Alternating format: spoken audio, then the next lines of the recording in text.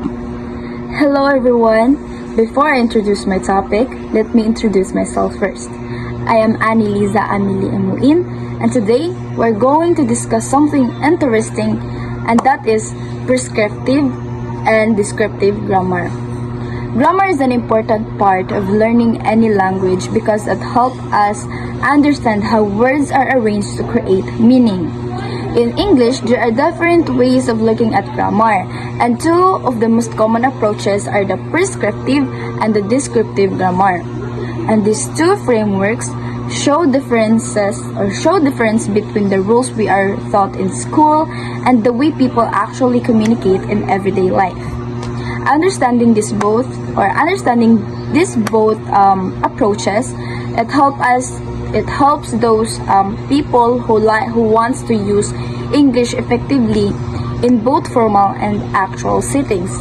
For example, the learners, the teachers, and to anyone who want to use the English effectively in everyday life or any formal events. So first, let us discuss the prescriptive grammar. Prescriptive grammar is a type of grammar that focuses on rules and standards. It teaches people how they should speak and write in order to be considered correct. This approach is often used in classroom, textbooks, and formal writing because it provides clear guidelines about proper sentence structure. Prescriptive grammar is sometimes described as a set of hard and fast rules. It is considered with maintaining a standard form of English, especially in professional and academic environments. In this framework, language is often divided into correct and incorrect usage. A good example of prescriptive grammar is the rule of using who and whom.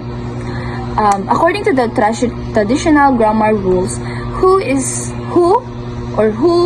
should be used when referring to the object of a sentence, while whom should be used when referring to the object.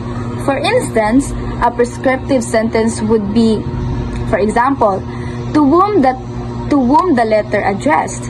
And in everyday conversation, many people would actually say or would naturally say, who did you give it to?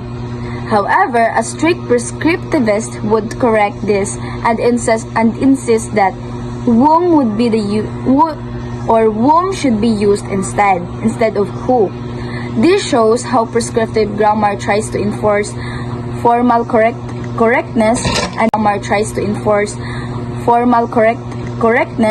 and even it is not commonly used in daily speech. The main philosophy of prescriptive grammar is that it protects traditional grammar standards and helps people communicate in clear and proper way. It is especially important in formal writing because in academic and professional work often requires correctness or correct grammar to maintain credibility. One advantage of prescriptive grammar is that it provides learners with clear rules to follow. This can be useful for non-native speakers because it reduces uncertainty, helps them to understand what is expected in formal English. And prescriptive grammar also helps produce professional writers, editors, and official communication materials. However, prescriptive grammar also has disadvantages. One major issue is that it can confuse learners when they hear native speakers breaking these rules in real conversations. Many people do not speak using strict grammar rules all the time, so learners may struggle to understand why correct rules are not always followed in daily life. So overall, prescriptive grammar remains essential in situations where formal language is required, such as academic essays, legal documents, business writings, and formal speeches. Now, we already know what is prescriptive grammar is. Now let's delve in into the descriptive grammar. When we say descriptive grammar naman, on the other hand, focuses on how the language is actually used by people in real life. Instead of telling speakers what they should do, descriptive grammar observes and describes the natural patterns of speech and writing. This approach does not judge language as right or wrong.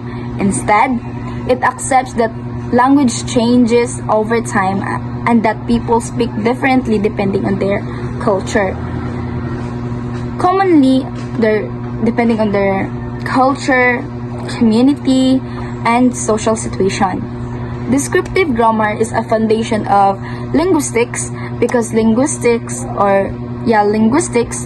study language based on how it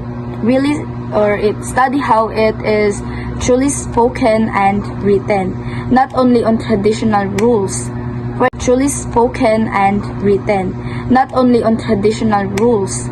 For example, in everyday conversation, speakers often shorten words or use informal expression to communicate faster and more comfortably. And for example, people commonly say gonna instead of going to, wanna instead of want to, lemme instead of let me. Diba? It makes sense. You see? A descriptive grammarian would not label these forms as incorrect. Yes, you see? Instead, they would explain that these normal features of casual speech, especially in informal social settings. One advantage of descriptive grammar is that it helps learners understand how English is spoken in real life. It improves learning skills, pronunciations, and social communication. Learners who understand descriptive grammar are often better prepared for real conversation because they know how people naturally talk outside the classroom. Descriptive grammar is also important for studying language evolutions. Over time, new words and expressions become part of everyday speech. Right? Right or wrong? Right. And descriptive grammar helps record these changes. This is also why dictionaries rely on descriptive grammar, because dictionaries include words that people actually use, not only words that follow strict traditional rules. In addition, descriptive grammar helps learners integrate socially because it teaches them how does the English works in real context, or in real life, or in the outside context, not only on textbooks. So now you already know what is descriptive and prescriptive grammar. So in conclusion, to sum up everything, both prescriptive and descriptive grammar are significant. It's crucial in understanding the English.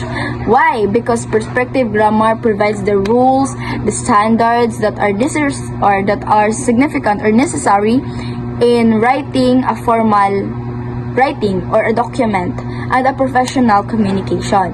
Which on the other hand, in the other coin, the side of the coin, descriptive grammar, on the other hand, help us to understand how language is naturally used in everyday life and how it on how it continues to evolve. While the prescriptive grammar sets the rules, descriptive grammar records the reality of communication. Instead of choosing one over the other, learners and educators should recognize that both approaches are useful. Together, they help us balance formal correctness and natural and effective communication. And that's all. I hope you learned something, and that's all. Thank you. Bye-bye.